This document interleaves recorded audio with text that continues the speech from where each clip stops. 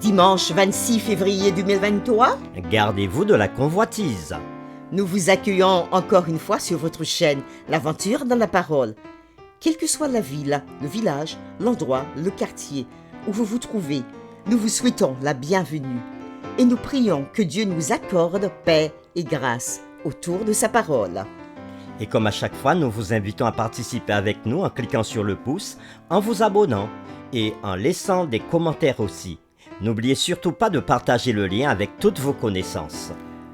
Le texte à mémoriser de cette semaine que nous vous invitons à dire avec nous se trouve dans Luc chapitre 12, le verset 15.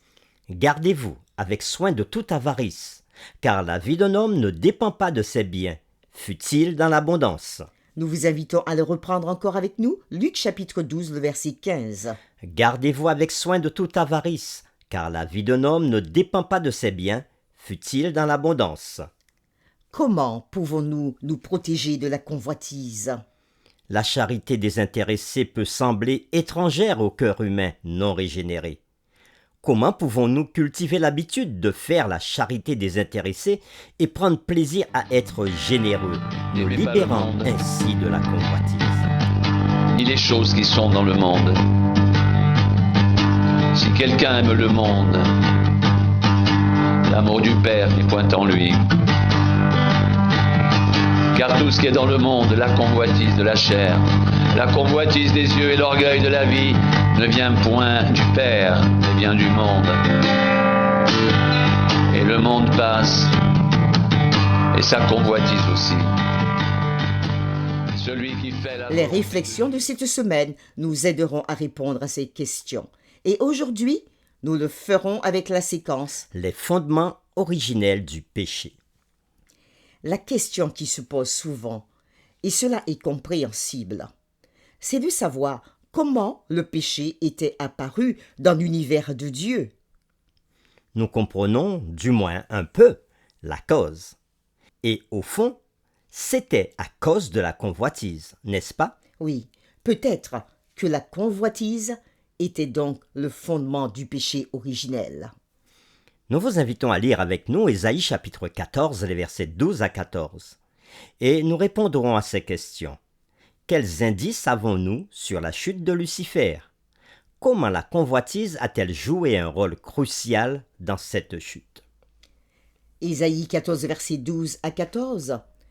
Te voilà tombé du ciel, astre brillant, fils de l'aurore. Tu es abattu à terre, toi le vainqueur des nations. Tu disais en ton cœur, Je monterai au ciel, j'élèverai mon trône au-dessus des étoiles de Dieu. Je m'assiérai sur la montagne de l'assemblée, à l'extrémité du septentrion.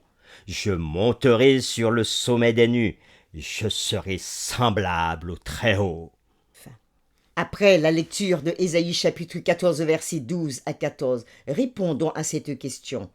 Quel indice avons-nous sur la chute de Lucifer? Comment la convoitise a-t-elle joué un rôle crucial dans cette chute? Nous pouvons voir à travers ce texte que Lucifer disait « Je monterai, j'élèverai mon trône au-dessus, je m'assiérai à l'extrémité du septentrion.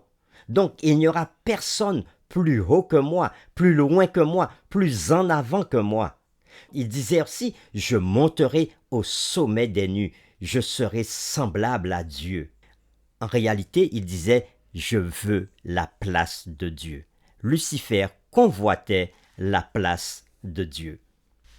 L'auteur chrétien Ellen G. White disait dans son livre Patriarches et prophètes, « Non content d'occuper une place qui l'élevait au-dessus de toute l'armée des anges, Lucifer osa convoiter des hommages qui n'étaient dus qu'au Créateur. Au lieu d'encourager tous les êtres célestes à faire de Dieu l'objet suprême de leur adoration et de leur obéissance, il se mit à attirer sur lui leur affection et leur loyaux service, allant jusqu'à convoiter les honneurs dont l'être infini avait investi son Fils comme sa prérogative exclusive. Fin de citation. Nous lirons Éphésiens chapitre 5, le verset 5 et Colossiens chapitre 3, le verset 5. Et nous répondrons à cette question. À quoi Paul assimile-t-il la convoitise et pourquoi? Éphésiens 5, verset 5. Car sachez-le bien, aucun impudique ou impur ou cupide, c'est-à-dire idolâtre, n'a d'héritage dans le royaume de Christ et de Dieu. Colossiens chapitre 3, le verset 5. Faites donc mourir les membres qui sont sur la terre, l'impudicité, l'impureté, les passions, les mauvais désirs et la cupidité, qui est une idolâtrie. Après lecture de ces deux textes de Éphésiens chapitre 5 verset 5 et Colossiens chapitre 3 verset 5, nous répondons maintenant à la question à quoi Paul assimile-t-il la convoitise et pourquoi?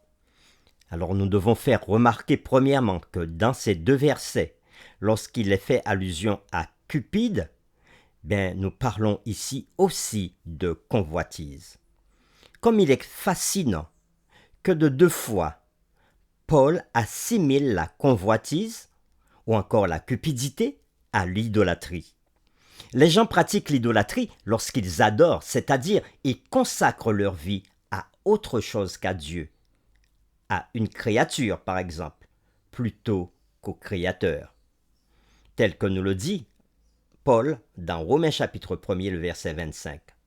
La convoitise peut-elle donc être le fait de vouloir quelque chose que nous ne devrions pas avoir et de le vouloir si ardemment au point que notre désir pour cette chose devienne un objet de dévotion pour notre cœur plutôt que le Seigneur?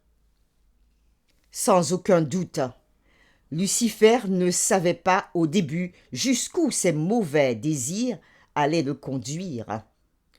Cela peut être la même chose pour nous aujourd'hui. Le commandement contre la convoitise, le seul commandement qui ne traite que des pensées, peut nous empêcher de poser des actes qui nous conduiront également à la violation d'autres commandements. Pour terminer, réfléchissons à ce texte de 1 Timothée chapitre 6, les versets 6 et 7, où l'apôtre Paul dit « C'est en effet une grande source de gain que la piété avec contentement, car nous n'avons rien apporté dans le monde et évidemment que nous n'en pouvons rien emporter. » Posons-nous cette question. Comment le fait de se centrer sur ce que dit Paul dans ce passage peut-il nous aider à nous protéger de la convoitise? Prions ensemble. Seigneur, nous te louons et donnons gloire à ton Saint-Nom. Toi le Créateur de toutes choses, de l'univers et notre Créateur. Nous avons appris, Seigneur, aujourd'hui par les révélations de cette séquence que le péché originel venait du fait que Lucifer avait premièrement convoité la première place de l'univers en son cœur. Nous avons aussi vu que Paul comparait la convoitise ou encore la cupidité comme de l'idolâtrie. Et nous te prions aujourd'hui pour que tu puisses nous aider à ne pas convoiter la place d'autrui, le bien d'autrui, ce qui lui appartient. Et si, Seigneur, nous succombons à ce péché, donne-nous la force de vaincre cette tendance. Nous t'avons prié au nom de Jésus-Christ notre Seigneur. Amen.